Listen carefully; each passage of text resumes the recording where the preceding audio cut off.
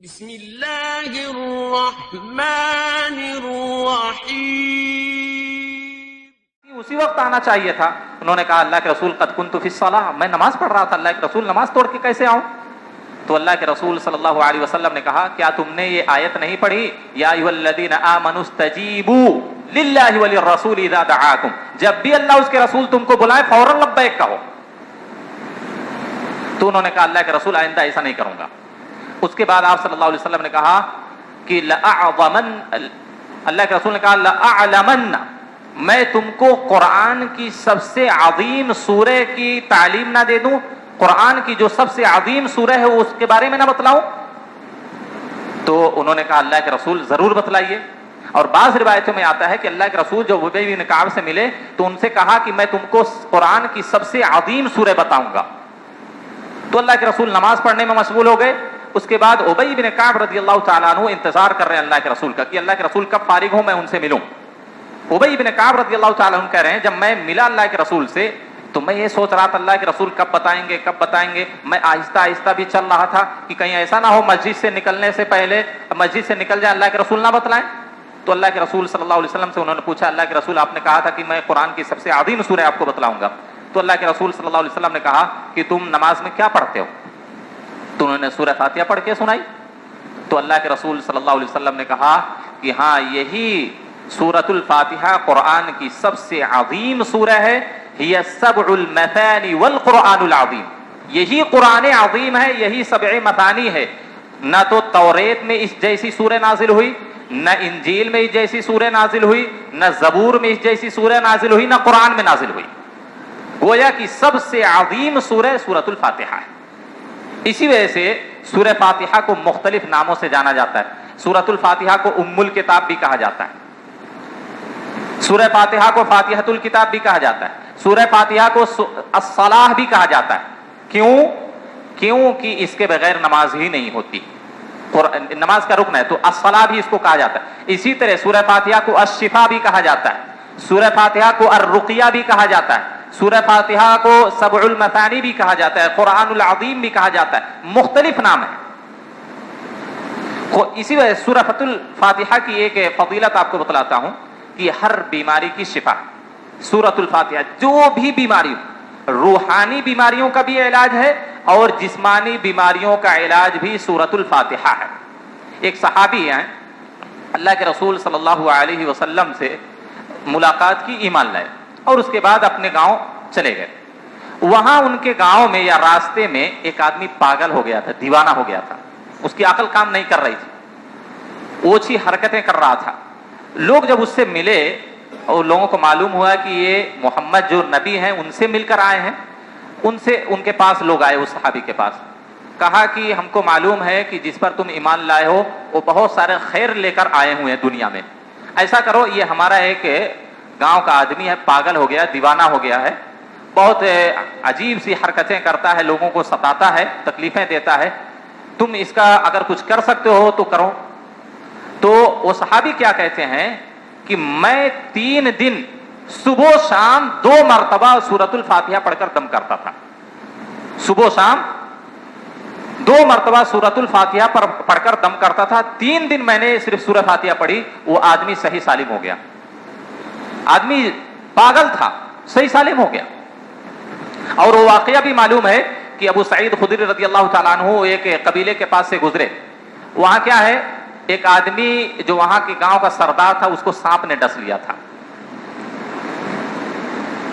لمبا واقعہ ہے، مختصر بتلا رہا ہوں۔ سانپ نے ڈس لیا تھا تو وہ لوگ ان کے پاس صحابہ کے پاس آئے، کہا کہ ہمارے سردار کو سانپ نے ڈس لیا ہے، آپ لوگ اگر جھاڑ پھونک کر دیں تو بہتر ہوتا۔ تو انہوں نے کہا کہ ہم اس کا معاوضہ لیں گے۔ انہوں نے کہا ٹھیک ہے، جتنا معاوضہ چاہیے لے لیجیے۔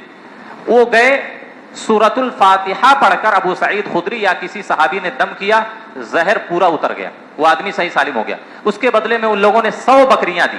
پھر صحابہ نے اختلاف کر لیا کہ بھائی قرآن پڑھ کر دم کر کے ہم اس پر اجرت لے رہے ہیں، اس کا کھانا صحیح ہے کہ نہیں صحیح ہے؟ کچھ لوگوں نے کہا نہیں کھا سکتے ہیں، کچھ لوگوں نے کہا نہیں کھا سکتے۔ تو صحابہ نے اتفاق کیا کہ مدینہ جا کر اللہ کے رسول سے پہلے معلوم کریں گے، اس کے بعد اس کو استعمال کریں گے۔ صحابہ گئے اللہ کے رسول صلی اللہ علیہ وسلم کے پاس، پورا واقعہ سنایا۔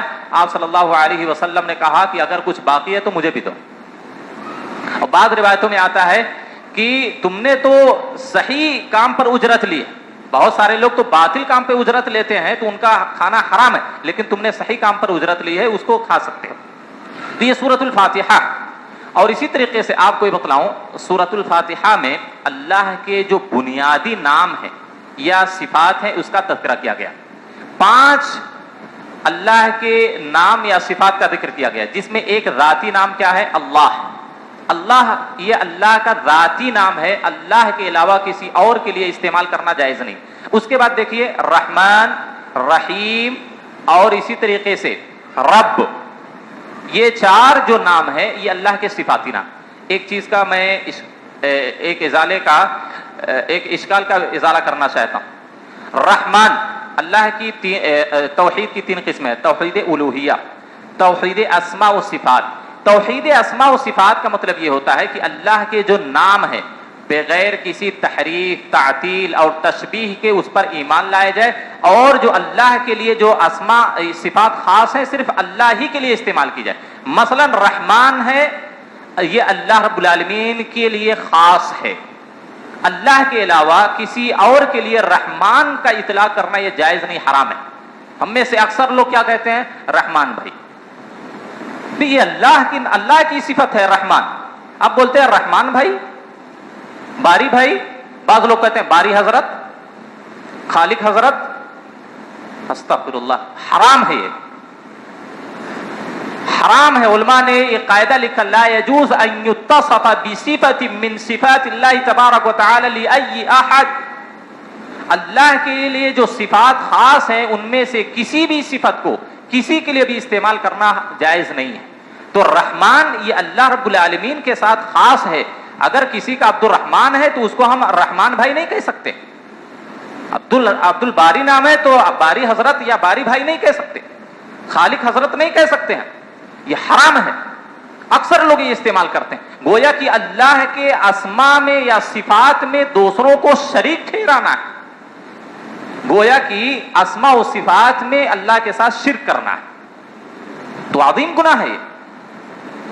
تو رحمان یہ اللہ رب العالمین کے ساتھ خاص ہے. اسی وجہ سے اللہ رب العالمین نے یہاں 2 نام استعمال کیا, رحمان اور رحیم.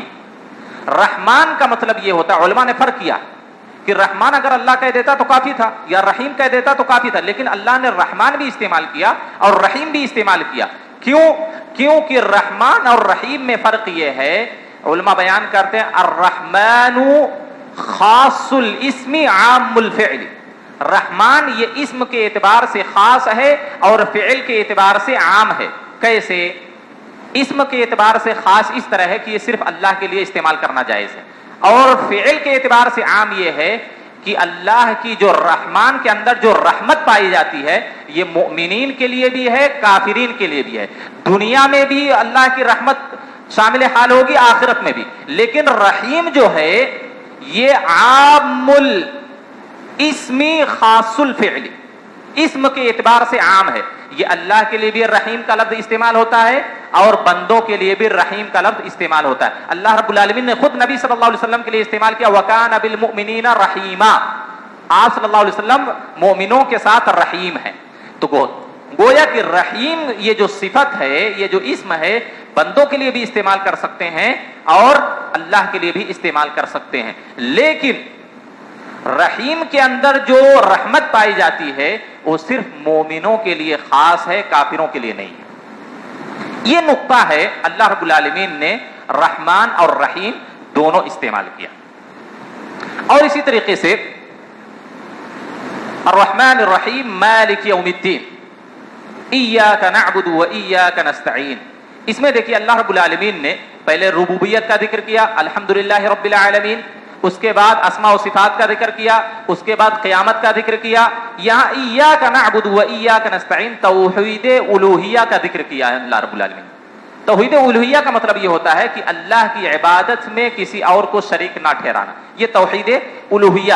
ایاک نعبد, ہم تیری ہی عبادت کرتے ہیں, و ایاک نستعین, اور تجھ سے ہی مدد طلب کرتے ہیں. شیخ الاسلام ابن تیمیہ رحمہ اللہ کہا کرتے تھے ایاک نعبد کو اگر کوئی حقیقی معنی سمجھ جائے تو ریاکاری سے محفوظ ہو جائے گا, اور ایاک نستعین کا حقیقی مطلب اور مفہوم سمجھ جائے تو ایسی صورت میں وہ تکبر سے محفوظ ہو جائے گا.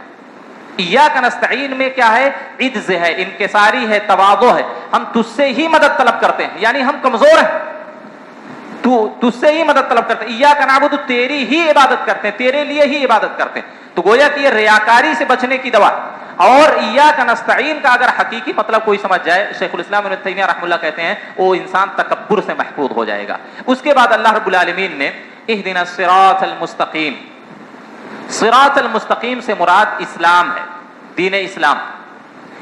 ہدایت کی دو قسمیں ہوتی ہیں، ایک ہدایت توفیق اور ایک ہدایت دلالہ۔ ہدایت توفیق اور ہدایت دلالہ میں فرق یہ ہے کہ ہدایت دلالہ یہ انسان اور اللہ دونوں میں مشترک ہے، لیکن توفیق کی جو ہدایت ہوتی ہے یہ اللہ کی ذات کے ساتھ خاص ہے۔ اسی وجہ سے دیکھیے اللہ رب العالمین نے کہا انک لا تہدی من احببت، آپ جس کو چاہتے ہیں اس کو ہدایت نہیں دے سکتے۔ یہاں اللہ رب العالمین کہہ رہا ہے جس کو آپ چاہ رہے ہیں ہدایت نہیں دے سکتی۔ یہ کون سی ہدایت ہے؟ ہدایت توفیق ہے۔ لیکن واللہ، اور دوسری جگہ اللہ کے رسول صلی اللہ علیہ وسلم کے تعلق سے جو کہا ہے کہ آپ لوگوں کو ہدایت کی طرف بلائیں، وہ ہدایت کیا ہے؟ ہدایت دلالہ، مطلب آپ لوگوں کو صرف طریقہ بتلا سکتے ہیں، رہنمائی کر سکتے ہیں، لیکن توفیق مل جائے آپ کی وجہ سے ایسا نہیں ہو سکتا ہے۔ تو اہدنا الصراط المستقیم، یہاں اسلام مراد ہے۔ صراط الذین انعمت علیہم، انعمت علیہم، ان لوگوں کے راستے پر چلا جس پر تو نے انعام کیا۔ یہ کون لوگ ہیں؟ اللہ رب العالمین نے ایک آیت کے اندر کہا وَمَن يُطِعِ اللَّهَ وَالرَّسُولَ فَأُولَٰئِكَ مَعَ الَّذِينَ أَنْعَمَ اللَّهُ عَلَيْهِم مِّنَ النَّبِيِّينَ وَالصِّدِّيقِينَ وَالشُّهَدَاءِ وَالصَّالِحِينَ۔ اللہ تو ہم کو انبیاء کے راستے پر چلا، شہداء کے راستے پر چلا، اور اسی طریقے سے صالحین کے راستے پر چلا۔ تو انعمت علیہم سے مراد انبیاء ہیں، شہداء ہیں، صالحین ہیں۔ غیر المغضوب علیہم ولا الضالین، غیر المغضوب سے مراد یہود ہیں اور ولا الضالین سے مراد نصارہ۔ آخر اللہ رب العالمین نے یہود کو کہا کہ ان پر اللہ کا غضب نازل ہوا ہے، نصارہ کے تعلق سے کہا کہ وہ گمراہ ہیں، حالانکہ دونوں پر اللہ کا غضب نازل ہوا ہے اور دونوں گمراہ ہیں، یہودی بھی گمراہ ہیں اور کیا ہے؟